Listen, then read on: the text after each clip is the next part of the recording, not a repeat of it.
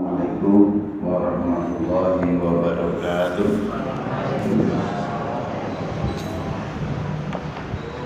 Alhamdulillah, alhamdulillahilladzi anzala ala qulubil mu'minin. Nahmaduhu wa nasta'inuhu wa nastaghfiruh wa na'udzu billahi min syururi anfusina wa min sayyiati a'malina. May yahdihillahu fala mudilla lahu wa may yudlil fala hadiya lahu. Asyhadu an la ilaha illallah wahdahu la syarika lahu wa asyhadu anna Muhammadan abduhu wa rasuluhu la nabiyya wa la rasula ba'da. Amma ba'du. Jamaah Masjid Nikmatul Ittihad yang dimuliakan Allah Subhanahu wa taala. Puji syukur marilah kita panjatkan kehadirat Allah pada malam hari ini. Kita bisa melanjutkan kajian tarjih kita, masih melanjutkan kajian sebelum Ramadan. Kita ngaji berkaitan dengan tuntunan menuju keluarga sakinah yang dulu pada pembukaan sudah kita bahas bersama-sama. Kemudian kita berikutnya adalah tentang konsep keluarga sakinah yang telah ditahrijkan dan tarjihkan oleh Majelis Tarjih Pimpinan Pusat Muhammadiyah. Kita semua sudah paham tentang keluarga sakinah. Keluarga sakinah itu didasari dari sebuah ayat dalam surat Ar-Rum ayat 21. Itu adalah yang mendasari keluarga sakinah. Sehingga sakinah berasal dari kata-kata sakana yaskunu, yang berarti tenang, senang, diam atau tidak bergerak. Maka kalau Allah Subhanahu wa taala berfirman, a'udzubillahi minasyaitonir rajim, bismillahirrahmanirrahim, wa min ayatihi an khalaqalakum min anfusikum azwajan litaskunu ilaiha wa ja'ala bainakum mawaddatan wa rahmah, inna fi dzalika laayatin liqaumin yatafakkarun. Bahwa di antara tanda-tanda kekuasaan Allah, an khalaqalakum, Allah menciptakan untuk kamu semuanya dari jenismu agar kamu mendapatkan litaskunu ilaiha, merasa tenang dengan istrimu. Wa ja'ala bainakum mawaddatan wa rahmah, dan Allah menjadikan di antara kamu sekalian mawaddah, cinta kasih, warahmah. Yang demikian itu tanda bagi orang-orang yang yatafakkarun, orang-orang yang berpikir. Itulah dasar atau penjabaran yang nanti kita akan jabarkan tentang keluarga sakinah. Di dalam keluarga sakinah pastilah seseorang bisa mencapai sebuah sakinah, ketenangan dalam berkeluarga. Pasti diawali sebelumnya dengan yang namanya khitbah, yang namanya lamaran, kemudian bagaimana cara memilih dan lain sebagainya. Kalau Rasul telah mencontohkan kepada kita semuanya, ya barangkali karena ini Mas Mamo sudah berkeluarga, yang lain juga sudah berkeluarga, kita mungkin untuk anak-anak kita, untuk cucu kita, konsepnya bagaimana Rasulullah SAW ia bisa mengarahkan agar keluarga sakinah itu harus didasari terlebih dahulu. Kata Nabi, pilihlah wanita li arba'in, karena 4 hal. Tungkahul mar'ah li arba'in, li jamaliha, karena cantiknya. Kemudian limaliha, karena hartanya. Lihasabiha atau linasabiha, karena keturunannya. Dan yang keempat, walidiniha, karena agamanya. Fadfar bidzatiddin, maka utamakan karena agamanya. Ya syukur kalau umpamanya kita bisa mendapatkan mantu, mendapatkan jodoh bagi yang belum punya istri, tapi karena ini sudah punya istri semua atau punya suami, maka akan sangat bahagia ketika 4 komponen itu ada pada diri kita atau kepada anak-anak kita. Tapi jika keempatnya tidak ada, kata Nabi, fadfar bidzatiddin, utamakan agamanya. Kata Nabi, taribat yadak, pasti engkau akan mendapatkan kebahagiaan. Saya jadi teringat ada seorang pemuda yang lama membujang, tidak menikah-nikah, namanya Julaibib. Dia itu seorang pemuda sudah agak tua, apa jenengan kasep lah ya, sudah agak lapuk, tapi jangan pung lanang ya ora lapuk gitu kan ya. Ya sudah kasep, tetapi dia dikenal dengan pemuda yang buruk muka. Artinya wajahnya hitam, kemudian dalam hadis itu dia dikenal dengan buruk muka karena ya tadi wajahnya hitam, ora dhuwur, endep, epol-epol maning. Jadi wajahnya ya kayak apa itu yang untuk kendil itu yang paling bawah. Rasul menyampaikan, wahai Julaibib, maukah engkau menikah? Atau kenapa engkau tidak menikah, wahai sahabatku? Karena dia masih lebih muda. Dia mengatakan, ya Rasulullah, siapa sih yang mau menjadikanku sebagai menantunya? Gak ada orang tua ingin menjadikan saya sebagai menantunya. Saya adalah orang yang jelek, kemudian tidak jelas asal usulnya, dan juga saya adalah orang yang miskin. Jadi kayaknya mandan lengkap nih Pak. Wis elek, epol-epol, ireng, kemudian orang suki. Dia menempatnya saja, menempati rumah artinya tidak jelas, bukan rumah sendiri. Siapapun barangkali dia akan merasa, anaknya siapa sih? Julaibib sendiri tidak tahu bapak saya siapa, ibu saya siapa, saya dari keturunan mana.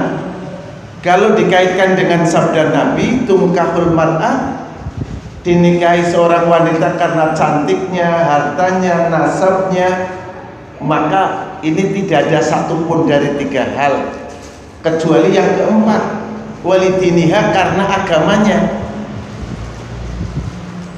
Sehingga ketika ketiga hal itu tidak ada, maka paling-paling agamanya. Dia seorang pemuda yang sangat taat, dia yang rajin dan sering membersamai Rasul.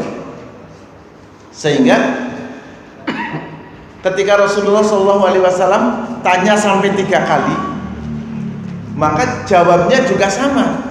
Mana ada sih orang tua yang mau menjadikan saya sebagai seorang menantu? Begitu terus jawaban beliau.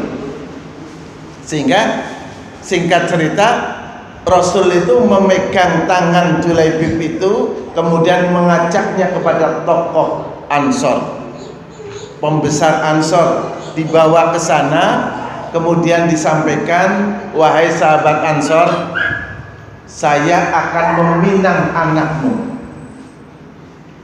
Jawab sahabat Ansor, saking bungae, dia merasa senang akan anaknya itu akan dinikahi oleh Nabi. Jadi ini salah pengertian. Ya sama saja di daerah kita. Kalau mau dinikahi oleh seorang ajengan, kayaknya orang-orang sing nolak. Di tempat saya itu ada yang umurnya 18 tahun, hafizah, dinikahi oleh seorang ajengan yang umurnya sudah 75 tahun, gelem. Dan itu betul-betul terjadi. Kenapa? Nggak milih Mas Pamo saja yang masih muda gitu kan ya? Enggak. Ya karena yang lamar itu adalah ajengan. Yang lamar itu seorang kiai dari Jawa Timur. Sampai punya anak 4 gitu kan ya. Tapi tidak lama pernikahannya. Pak Kiai harus menghadap Allah. Tapi punya keturunan. Kemudian Nabi cepat tanggap terhadap bapaknya itu. Bahwa mohon maaf, yang saya melamar tapi untuk ini Julaibib. Maka orang tua itu merasa, aduh, kok bukan untuk Rasul, untuk pemuda yang ada di samping Rasulullah. Sedangkan dia sendiri adalah orang yang tadi sudah sebutkan sifat-sifatnya. Orang tua dan itu pembesar dari Ansor, dengan nada menolaknya, tidak berani menolak Nabi. Kemudian menyampaikan kepada anaknya dengan harapan mudah-mudahan anakku menolaknya. Disampaikan, wahai anakku, Rasul meminang engkau untuk pemuda itu. Kira-kira bagaimana menurut pendapatmu? Harapannya aja gelem. Termasuk ibunya juga seperti itu. Tapi putrinya itu justru menjawab di luar dugaan bapaknya. Dalam hadis itu diceritakan bahwa perempuan itu mengatakan, wahai ayahanda, saya siap dan saya menerima lamaran yang dilamar oleh Nabi untuk pemuda itu. Pasti Nabi tidak akan mencelakakanku dan Nabi pasti akan memberikan kebahagiaan kepadaku dunia akhirat. Orang tuanya melihat seperti itu, kalau kita kan mesti bangga, wah luar biasa ini anakku. Jadi karena Rasul dia mempunyai anak yang sangat-sangat percaya, wa ma atakum Rasul fakhudhu, apa yang Allah Rasul itu telah putuskan, sampaikan, ambillah. Maka seperti itu prinsip seorang wanita solehah. Singkat cerita, dinikahkan antara keduanya. Kemudian pada hari pertama, pada hari pernikahannya, anak itu, si cewek cantik itu dibawa pulang. Kemudian di rumah, baru sampai rumah, ditanya istrinya oleh Julaibib itu, wahai istriku, apakah kamu menyesal mempunyai suami sepertiku? Mungkin sebuah keberuntungan bagi Julaibib, cara kita, tapi bagi wanita itu ya musibah gitu kan ya, musibah. Karena tidak bisa untuk memperbaiki keturunan gitu kan, bahasanya orang sekarang. Tapi ketika Julaibib menanyakan kepada istrinya, dia menjawab, wahai suamiku, saya merasa bahagia karena yang menjodohkanku, yang melamarku adalah baginda Rasul. Senangnya bukan main Julaibib itu, karena memang wanitanya itu memang cantik. Tapi baru ngobrol sebentar, tiba-tiba pintu rumahnya ada yang mengetok, tok tok, assalamualaikum. Kalau kita barangkali umai orang gede, pur kamar toh, begitu nembe bojone diboyong ayu banget gitu kan ya. Kok ada yang ngetuk pintu, barangkali ya Mas Momo curna baik. Nah, tidak usah. Tapi istri yang tadi yang baru dinikahi langsung mengatakan bahasa kita, Mas, kayak nasi totok-totok Coba dibuka. Setelah dibuka, kemudian salam sudah diterima, dia sampaikan, wahai Julaibib, saya mendapatkan amanat dari baginda Nabi bahwa malam ini Nabi dan umat Islam diperintahkan untuk berperang. Kayaknya kalau kita itu jatuh kepada mas jihad, kayaknya ya permisi di situ ya. Saya izin dulu wahai Nabi. Wah, aku nembe bojo mikir baru ngapa-ngapa ya, nembe tak kontok. Tapi istrinya mengatakan, wahai suamiku, itu adalah panggilan jihad dari Rasul. Berangkatlah, saya akan selalu mendoakan untukmu. Itu yang disampaikan oleh istrinya. Berangkatlah, bahasa kita urung ngapa-ngapa ya. Berangkat, ternyata setelah perang usai, Nabi tanya kepada para sahabat, wahai sahabat, mana Julaibib? Julaibib tidak ada. Coba cari, dicari, ternyata sudah syahid, meninggal dunia dengan banyak luka. Akhirnya Nabi ikut menguburkannya, dan ketika menguburkan, beliau itu memang menangis sampai mengeluarkan air matanya, menetes ke makamnya. Tapi ketika menoleh ke atas, Rasul tersenyum.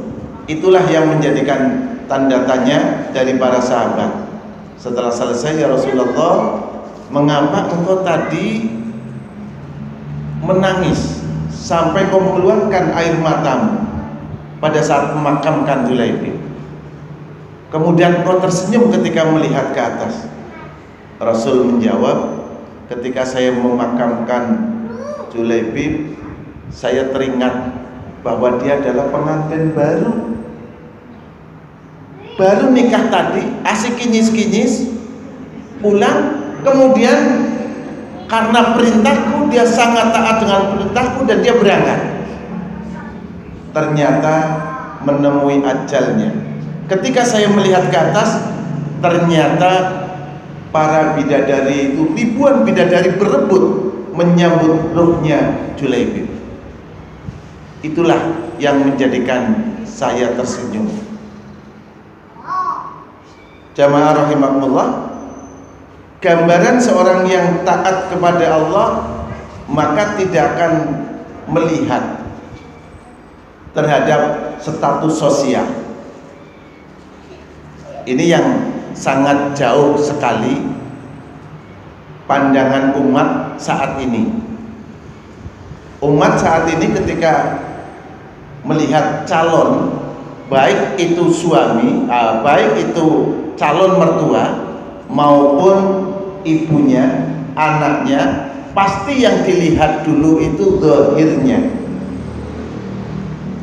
Tidak fadfar bidzatid, melihat dari unsur agamanya. Dalam calonmu kayak apa? Umpama ada yang datang pakai mobil dan datang bawa sepeda umpamanya. Iya. Dia sepeda unta ya. Bawa sepeda, belok, rantainya copot gitu. Yang satu ding ding gitu kan ya. Rasanya gue bisa lima milih sing ngendi kira-kira gitu kan ya. Jadi yang milih sing ding ding gitu kan, daripada milih sing kekrek-kekrek ambrol nih nggih rantainya. Jadi mesti melihat kepada maliha, kepada hartanya.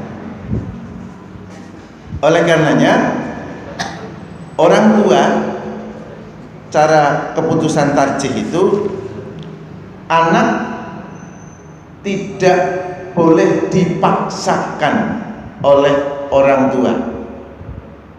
Jadi tidak boleh dipaksa, kowe kudu gelem, sekalipun itu gadis, maka harus dimintakan pendapatnya. Karena Rasulullah pernah diadui, ada seorang perempuan yang datang kepada baginda Nabi besar Muhammad SAW karena dia merasa dipaksa oleh bapaknya. Kemudian hadisnya kalau tidak salah itu rawahul Bukhari, an Khansa binti Khidam al-Ansariyah anna abaha zawwajaha wa hiya sayyibun fakarihat dzalika fa atat Rasulullah sallallahu alaihi wasallam faradda nikahaha. Dari Khansa binti Khizam al-Ansariyah bahwa ayahnya menikahkannya sedangkan dia seorang janda dan dia tidak menyukai hal itu. Lalu dia mendatangi Rasulullah SAW dan beliau membatalkan pernikahannya. Ini yang janda, warna sing gadis ya. Nah, jadi artinya pernikahan seorang wanita ketika masih ada ayahnya, maka ayahnya tidak boleh otoriter. Dia harus minta pendapatnya, gelem apa ora? Ya seperti tadilah. Gelem ora karo kae, jebule gelem gitu kan ya. Ya wis cilaka. Tapi karena memang kesolehannya itu yang membawakan dia menjadi sebuah cerita yang luar biasa. Ya, ada seorang janda menikah dipaksa oleh bapaknya, padahal dia itu fakarihat dzalika, dia tidak suka dengan pernikahannya itu. Datang mengadu kepada Rasulullah, faradda nikahaha, maka Rasulullah membatalkan atau juga raken nikah. Kalau Rasul bisa, kalau kita tidak bisa. Aku rasa seneng kata gue mantu wis kamu dengan suamimu sekarang cerai, nggak bisa. Kalau Rasul bisa. Ya, jadi aja pegatan jangan menganggap dirimu itu sebagai Rasulullah. Jadi kalau umpamanya sudah kadung senang, ya sudah nikah, sudah. Pengertian dari hadis ini, pertama, seorang tua memang harus demokratis, ngajak rembuk dengan anaknya untuk tidak bersikap otoriter. Kemudian yang kedua, sebuah pelajaran bahwa seorang wanita itu boleh tidak suka dengan apa yang menjadi keputusan orang tuanya. Jadi tidak harus mau. Nah, ini yang berkaitan dengan janda. Kemudian Nabi juga pernah menerima pengaduan seorang gadis yang dipaksa nikah oleh ayahnya untuk mengangkat harkat dan martabat keluarganya. Hadis itu diriwayatkan oleh Ibnu Majah. An Ibni Buraidah an Abihi qala ja'at fatatun ila Nabi sallallahu alaihi wasallam faqalat inna abi zawwajani ibna akhihi liyarfa'a bi khasisatahu qala faja'ala al-amra ilaiha faqala qad ajaztu ma sana'a abi walakin aradtu an ta'lama an-nisa an laisa ilal aba minal amri syai'un. Seorang gadis datang kepada Rasulullah SAW lalu berkata, ayahku telah menikahkanku dengan anak laki-laki saudaranya untuk mengangkat martabatnya. Lalu Rasul menyerahkan urusan itu kepada gadis itu.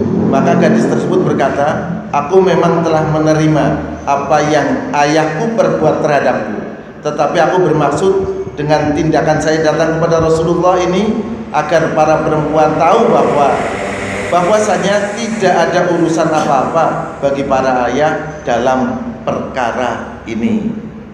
Nah, ini rawahu Ibnu Majah. Jadi kalau membaca hadis di atas, nyatalah bahwa kerelaan kedua belah pihak antara laki-laki dan perempuan yang akan melangsungkan pernikahan merupakan hal yang penting sekali. Jadi tanya dulu, wis seneng beneran apa ora? Ya sebagaimana penghulu, kamu nikah dengan si A seneng beneran apa dipaksa? Oh seneng beneran.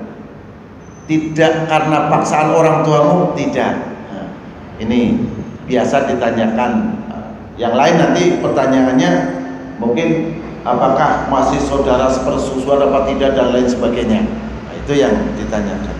Oleh karenanya, kalau perempuan atau gadis tadi memang hanya menjadikan dia datang kepada Rasul agar menjadi pelajaran bagi para wanita lain bahwa boleh tidak senang, boleh tidak setuju, tapi gadis tadi mengatakan aku sih nerima karo keputusan bapakku. Jadi gadis tadi sudah oke. Ya kalau tidak oke mungkin akan muncul pernyataan lagi dari baginda Nabi. Oleh karenanya inilah pentingnya bahwa seorang tua memang harus bisa berdemokrasi, harus nareni dulu kepada anaknya. Ya sebagaimana kalau kita melamarkan orang pemuda, ketika khitbah diawali dulu, tidak langsung menerima begitu saja. Ketika saya datang ke tempatnya Pak Sentot, karena Pak Sentot punya anak gadis wis tamat kuliah umpamanya ya, sudah tamat ya, sudah gitu. Begitu ada seorang yang khitbah melamar, pastilah ditanyakan terlebih dahulu, Pak Sentot, Pak Haji Sentot, kira-kira putrine panjenengan wisono sing lamar apa urung? Nah, kan begitu. Kewajiban kita seperti itu, karena tidak boleh tumpang lamaran. Jadi Pak Sentot, Pak Haji Sentot tidak boleh kata rikuh. Duh jan bisa nasi lamar JKE kancaku, tapi ini yang datang kok Pak Haji Tato yang lamar kan umpamanya ya, kan mikir-mikir harus ditolak kepriwe, tidak ditolak bagaimana. Jadi harus memberikan sebuah ketegasan, ya sudah ada yang melamar atau belum ada yang melamar. Ini yang aturan yang ada untuk kita semuanya. Oleh karenanya kita memang harus bisa memilihkan anak kita sesuai dengan kriteria yang disampaikan oleh Nabi kita. Namun sebelumnya bahwa seseorang memilih mau menikah dalam Islam itu kan bisa dilihat dalam surat An-Nisa ayat 23. Di sana Allah telah memberikan rambu-rambu. Rambu-rambunya adalah tentang wanita-wanita yang tidak boleh dinikahi. Dan ini diantaranya ada 13 macam wanita yang tidak boleh dinikahi. Tapi ada di anggota kita, anggota Muhammadiyah, di salah satu ranting di Majenang ini yang menikah dengan yang dilarang oleh agama. Dan itu sudah diingatkan dan saya sudah pernah menyampaikannya. Bisa dilihat dalam surat Nisa. Ini sebagai pemahaman kita. A'udzubillahi minasyaitonirrajim. Wala tankihu ma nakaha aba'ukum minan nisa illa 23. Hurrimat alaikum ummahatukum wa banatukum wa akhwatukum wa ammatukum wa khalatukum wa banatul akhi wa banatul ukhti.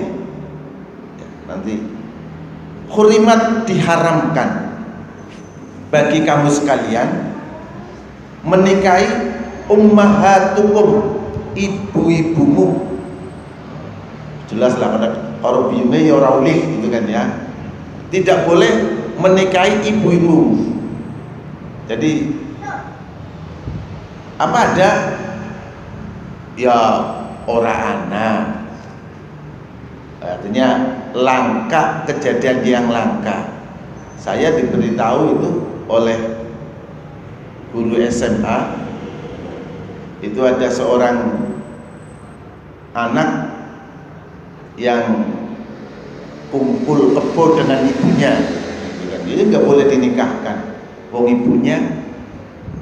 Jadi ada seorang perempuan yang ngenger pergi ke Jakarta, kemudian pulang sudah hamil dan berikutnya melahirkan laki-laki. Melahirkan laki-laki, dia hidup bersama ibunya lama sampai bujang. Ibunya hamil dengan siapa? Dengan anaknya. Akhirnya punya anak juga. Nah, sebutannya apa? Dan itu ada di Majendang loh. Jadi orang melihat kemana-mana. Wong dulu itu masalahnya dia itu dulu membantu di rumah tangga saya, gitu kan ya. Jadi mandan sohih gitu kan ya, mandan farid. Itu anak dua anak tapi jadi kedudukannya adi gitu kan ya. Maka hurimat alaikum ummahatukum, pertama yang diharamkan, dilarang dan haram. Ini kata-kata sudah hurimat. Ummahatukum, ibu-ibumu untuk dinikahi. Wa banatukum, dan anak-anak perempuanmu. Banat jamak dari bintun, anak perempuan. Maka kalau menikahkan kan angkah tuka wa zawwajtuka bi Hasanah binti, ya, anak putriku, anak kandung ya. Wa banatukum, tidak boleh menikah dengan anak putrimu.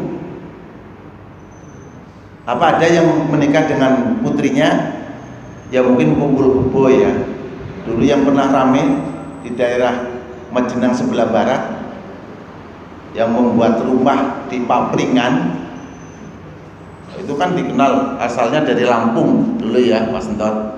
Rame-rame dapat bantuan. Jebulannya yang jadi istri itu anaknya sendiri. Terus akhirnya rame-rame menghujat, tidak boleh ya, nggak usah di itu, karena memang mereka dari sana diusir, kemudian pindah ke daerah Majenang bagian barat gitu kan, dan menempat di pinggiran sungai dengan anak-anaknya. Jadi haram. Wa banatukum wa akhwatukum, dilarang juga, haram hukumnya menikah dengan saudara perempuan sekandung, kecuali zamannya Nabi Adam, baik bekayu utawa adi utawa kembaran sing ora kembar gitu kan ya, satu laki-laki satu perempuan. Di daerah sebelah timur ada kecamatan Cimanggu, itu kan ada yang menikah tapi bukan orang Islam, non muslim, menikah dengan saudara kembarnya. Karena saudara kembarnya itu dipisah. Kalau saya kakak beradik dengan Pak Haji Sentot umpamanya, kemudian saya punya anak kembar laki-laki dengan perempuan, saya titipkan kepada salah satunya, kemudian Pak Sentot umpamanya. Maka cara mereka punya anggapan bahwa itu sudah dijodohkan sama Tuhan, sehingga boleh dinikahkan. Dan ternyata dinikahkan, cara kita ya orang dinikahkan lah, dikawinna gitu kan ya. Jadi punya anak, tapi resistensinya memang tinggi terhadap keturunan, karena jika menikah dengan saudara yang sangat dekat, apalagi satu darah, bisa memunculkan adanya keturunan yang tidak sehat, yang kurang sehat. Dan itu ada di daerah Cimanggu, saya tidak menyebutkan, dan itu sama-sama sebagai seorang sarjana. Wahwatukum, dilarang menikahi saudara-saudara atau saudara perempuan sekandung. Wa ammatukum, dan bibi-bibimu dari pihak ayah. Bibi kita, ya sebutan kalau di Arab itu ammatun, itu adalah bibi, tapi dari pihak ayah. Bibi atau bu gede lah, keturunan saudara dari bapak, itu disebut bibi. Kalau laki-laki namanya ammun, paman. Wa kholatukum, dan bibi-bibimu dari jalur ibu, adiknya ibu, kakaknya ibu, itu tidak boleh untuk dinikahi. Sekalipun ayune kayak apa, tidak boleh. Kalau ada di dunia dongeng yang Sang Kuryang apa siapa yang menikahi? Yang Dewi Sumbi apa ya? Jadi menikahi ibunya karena kepecut saking ayune ibune, gitu kan. Jadi bibi-bibi dari pihak ibu, dari jalur ibu. Wa banatul akhi, dan anak perempuan saudara laki-lakimu, keponakan perempuan dari saudara laki-laki. Ya, kita umpamanya saya menikah dengan anaknya adik saya atau kakak saya yang perempuan, ya itu tidak boleh. Hurrimat alaikum, termasuk yang diharamkan. Wa banatul ukhti, dan anak kandung saudara perempuan. Jadi anak kandung saudara perempuan ya sama, itu juga termasuk jadi keponakan. Kalau kita laki-laki malah punya kewenangan untuk menikahkan, tapi kalau dari jalur laki-laki. Wa ummahatukumul lati arda'nakum, dan ibu-ibumu yang telah menyusukanmu. Artuan, jadi kayak Nabi kita dengan Ibu Halimah ya, Halimah Sa'diyah, itu yang menyusui.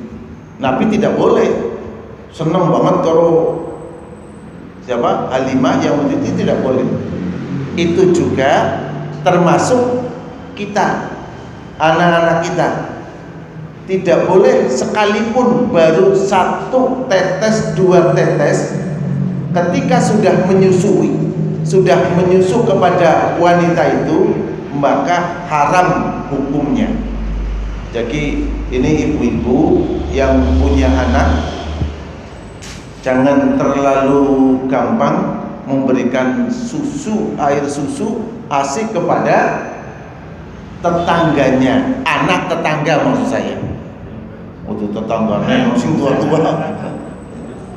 Jadi ketika ada umpamanya Mas Sagiran masih punya anak kecil, mau ditinggal ke pasar, dititipkan kepada tetangganya, anak kecil itu laki-laki, titipkan, Mbak, aku titip ke anakku di Sedela, aku pasar maring Mejenang.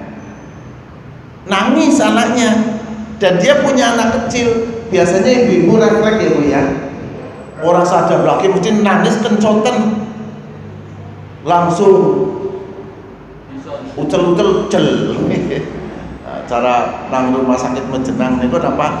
Ngek-ngek jel. Kita orang anak.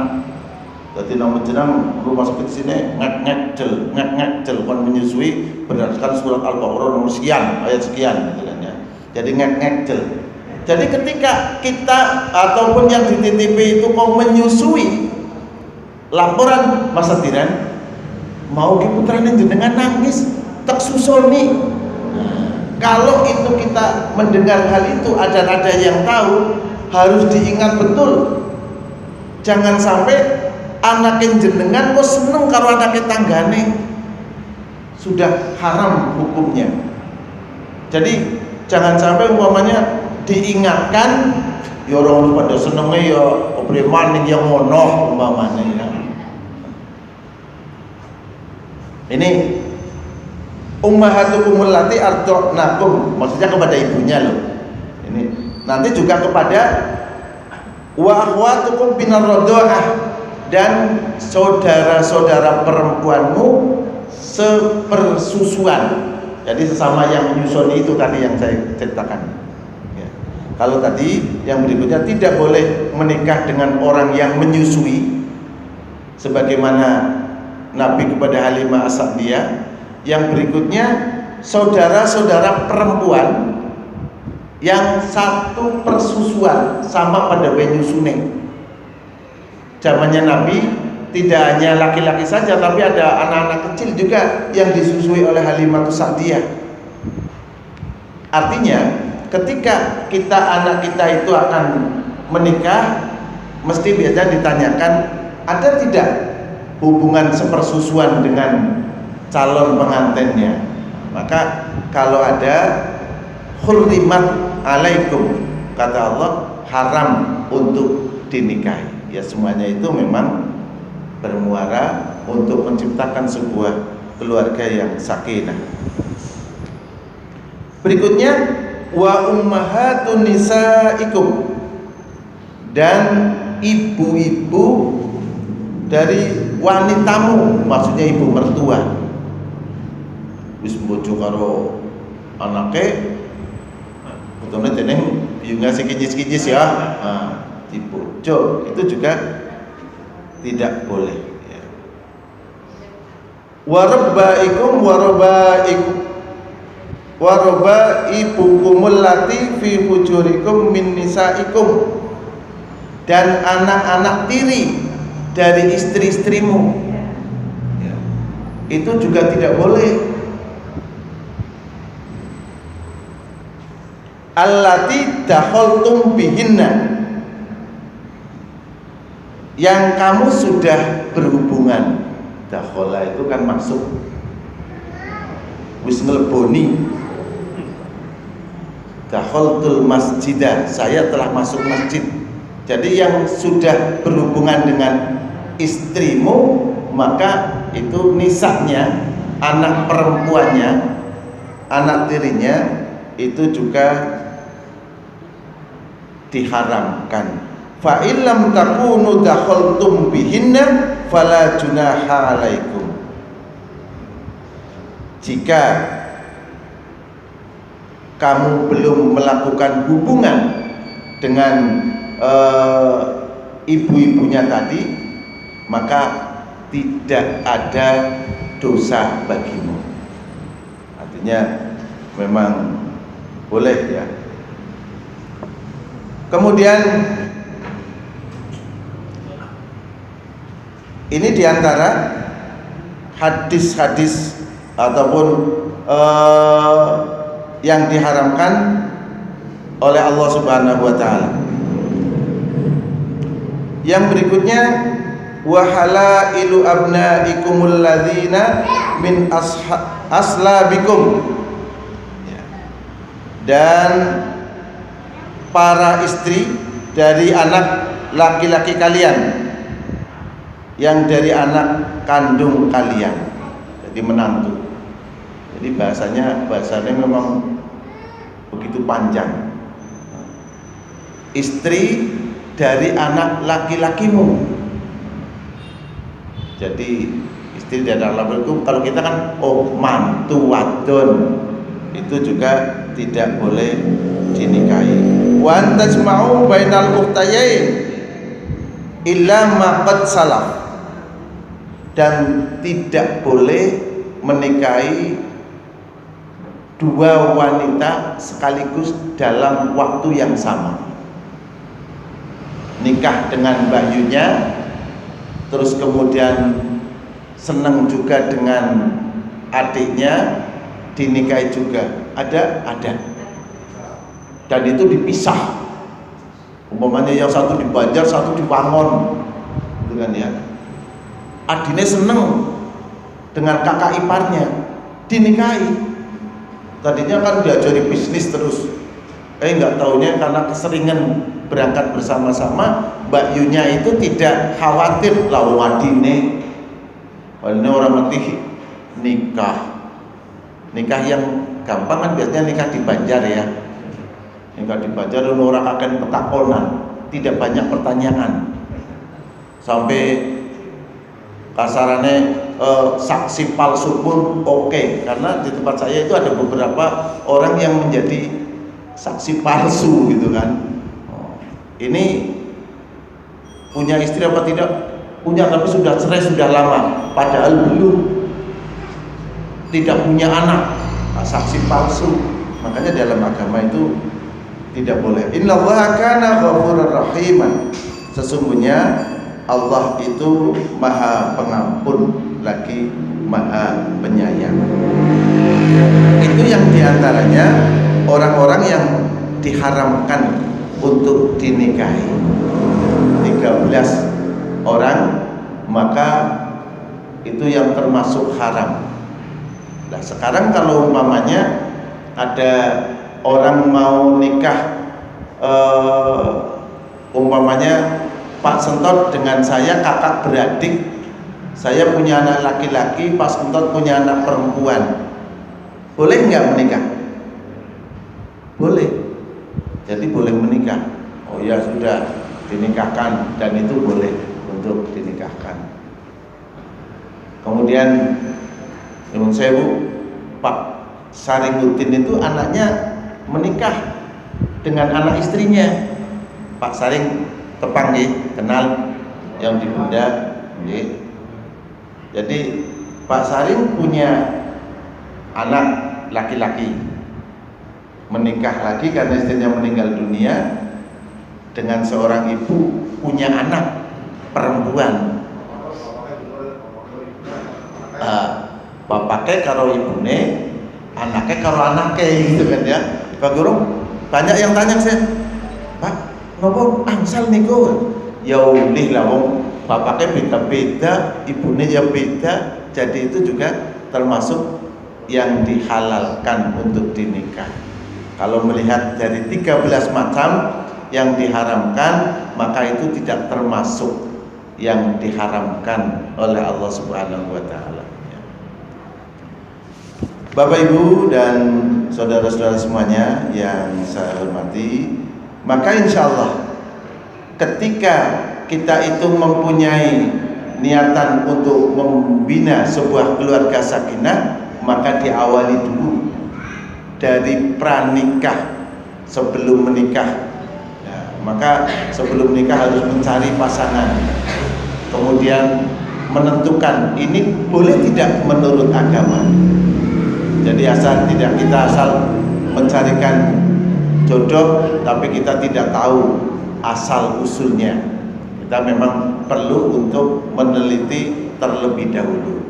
Tapi ngeris kadung ya, yang jadi masalah sekarang, saya sering mendapatkan pertanyaan yang dulu saya menjawabnya berbeda dengan keputusan tarjih. Jadi pertanyaannya, bolehkah seorang yang sudah hamil itu dinikahkan? Padahal dalam aturannya harus menunggu sampai dengan lahir. Lah gue lagi hamil, itu bagaimana? Maka pertanyaan-pertanyaan itu yang sebenarnya orang itu menganggap bahwa itu tidak boleh dinikahkan. Karena apa? Karena sedang dalam keadaan hamil, dan juga nanti harus mengulangi kembali. Tapi majelis tarjih itu memberikan jawaban tentang pertanyaan yang ada, maka berdasarkan hadis Nabi yang diriwayatkan oleh Abu Dawud, la yahillu limri'in yu'minu billahi wal yawmil akhir ayyaskiya ma'ahu zar'a ghairi. Tidak halal, artinya haram bagi seorang yang beriman kepada Allah dan hari akhir menyiramkan airnya ke ladang orang lain. Bahasanya menyiramkan airnya. Jadi hadis di atas kalau menurut pemahaman majelis tadi, bahwa jika seorang wanita hamil maka ia tidak boleh kawin kecuali dengan wanita yang memang menghamilinya. Jadi dengan orang yang tadi menyiram itu. Karena apa?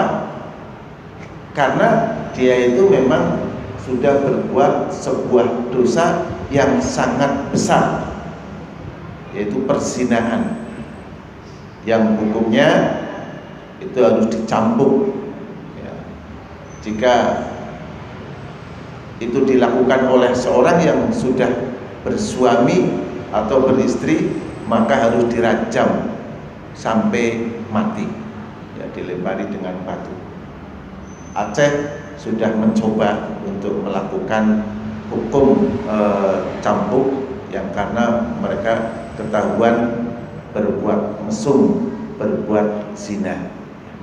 Saya kira itu dulu para bapak dan ibu sekalian yang saya hormati. Pengajian pada malam hari ini, insya Allah